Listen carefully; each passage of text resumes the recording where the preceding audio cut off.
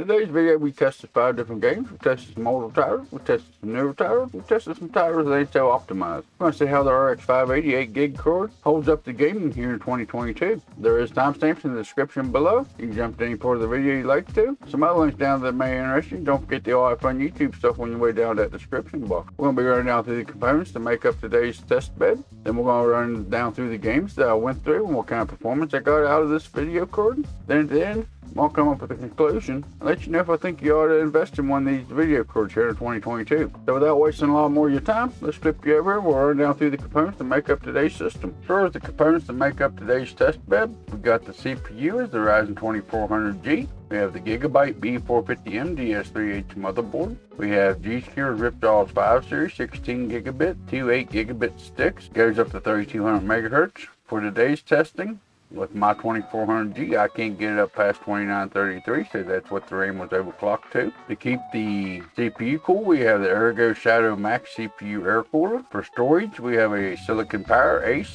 A55 2.5 inch 512 gigabyte SSD. For mass storage, we have Seagate Barracudas 2 terabyte 7200 RPM hard drive. For the case, we have the Deep Cool Matrix 40. To power everything in the system, we have the Corsair CX series 550 watt 80 plus bronze non-modular power supply. One extra that I did put in the case, we have the Vitro 3-pack of 120 millimeter or ARGB and PEMW case fans. And of course, for the video cord, we have the XFX Radeon RX 580 8 gigabit graphics cord. Showing you some game footage here while we run down through the numbers and tell you what kind of experience I have with this GPU. Here's Fortnite for you. Everybody loves them some Fortnite. We have 1080p with epic view distance. Everything else is on low. This is where a lot of people play, so that's the way I figured I'd test it here in today's video. We have the average of 121.1. We have the minimum of 38.7. We have the maximum of 192.5. We have 1% lows of 13.5. And we have 1/10% lows of 8.2. This is the kind of numbers I got playing Fortnite with this particular setup. If you play competitive or whatever, you may want to do a little bit better than this. Of course, most competitive players have a higher refresh rate monitor. But you definitely want something a little bit better than the RX 580.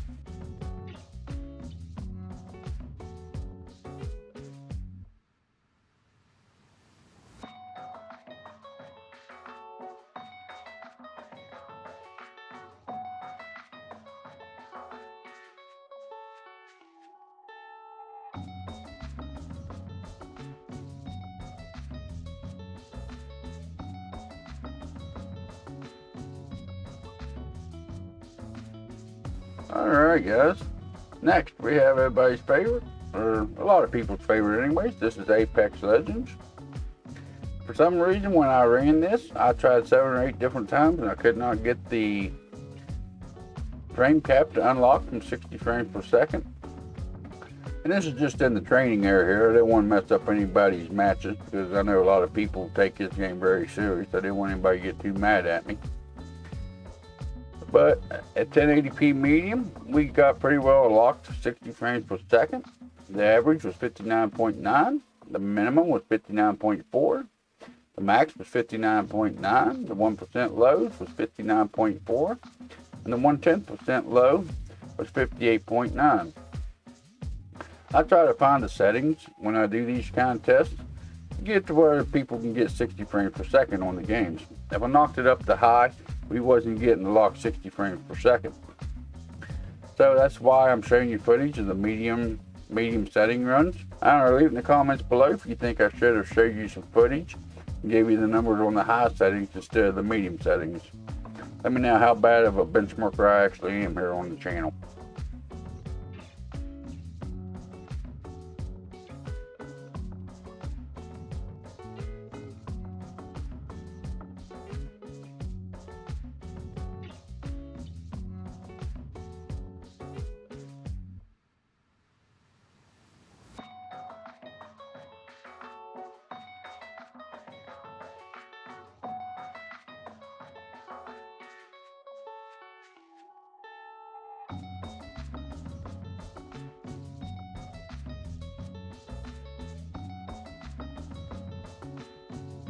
Alright guys, next up we have Borderlands 3. This is the built-in benchmark we're watching here. This was a 1080p medium settings.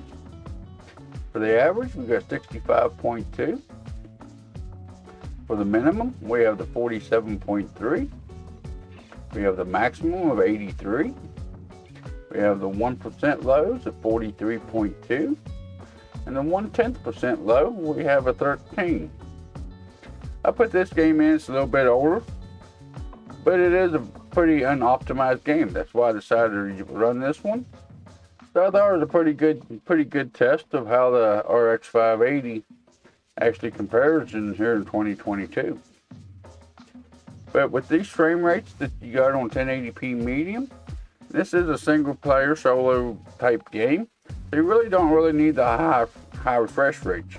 Here in 2022, I think you'd still be alright playing Borderlands 3 with the RX 588 gig video card.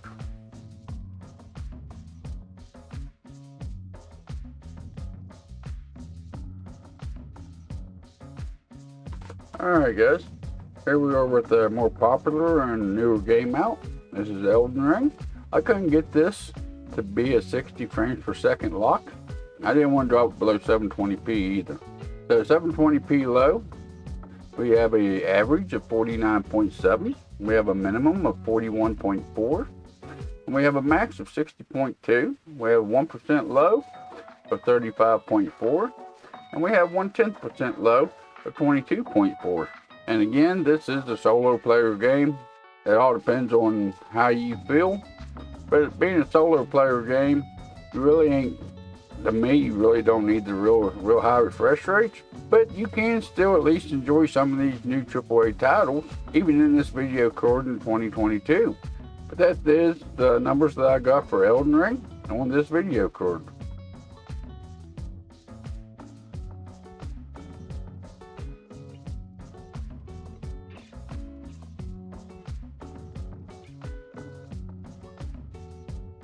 Alright guys, and here we are with a pretty popular game as well. We got Cyberpunk 2077, which is still a newer release.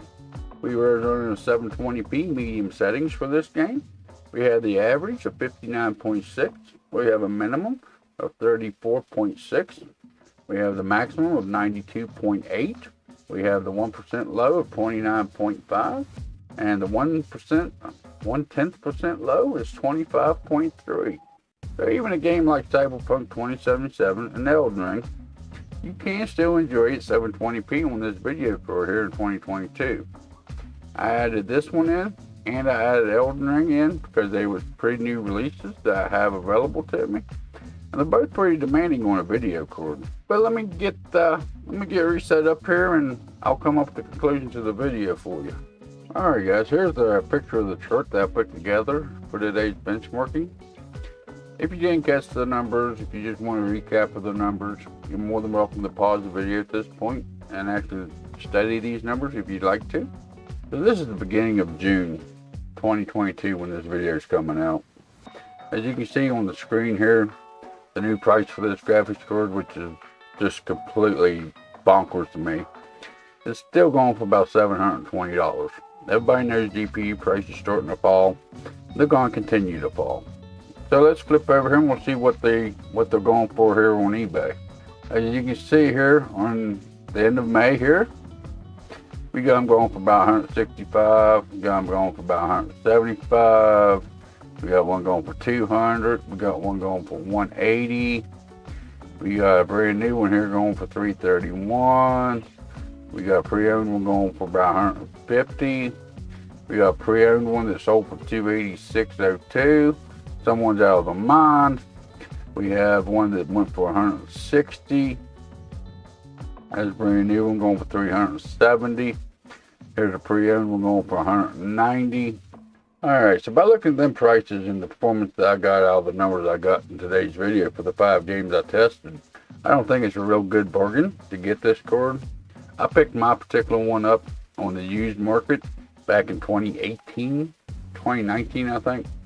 So there at the end of the last crypto boom, I picked mine up for about $100. Once these cards get back down in price, right now, crypto mining, they still do very good for crypto mining. So the prices are still inflated, which I showed you the prices are starting to fall on these video cards. But with what they are selling for today, I don't think it's a very good deal for the performance you're getting out of them. If they get back down, or when they get back down, to less than $100 or so, I think it'd be a pretty good pickup. If you're looking to play some solo games, you're playing at 60 frames per second. You know, I wouldn't recommend these if you're a competitive player and you play a lot of Apex Legends, Fortnite, stuff like that, and you're going to run a high refresh rate monitor. I don't think it's a very good choice for you. It's just a little bit too old of a video card. You need something a little bit newer, something a little bit more powerful. But if you just want to get into gaming and you just want to have some fun with the game, you ain't going to be doing it competitively. You ain't going to get, you know, so involved with it the way you're going to get mad because you're losing matches because of your frame rates or whatnot. And like I showed you in Cyberpunk 2077 and Elden Ring, if you cut back the settings a little bit, you can even play the Techway titles that's coming out. But for the price of it, what it's going for today, I don't think it's a very good pickup. I think there's better options out there for the money. And of course, here within a couple weeks or so, these prices may even drop even more. If it gets down to less than $100, around $100, you can pick one up. I think you'd be doing pretty good. I think it's a pretty good budget option for an entry-level gaming PC. If you just want to enjoy some gameplay and you ain't going to get competitive with it. I did a little bit of different format in today's video with this benchmarking. Let me know what you think about the format that I did this in. I like to hear what you think about the way I do my videos. So make sure you hit that comment section below. If you'd like to see this build come together and how it was built, I'll put a link for that up there in the corner for you. And don't forget, down in that description box, there is some links down there that may interest you.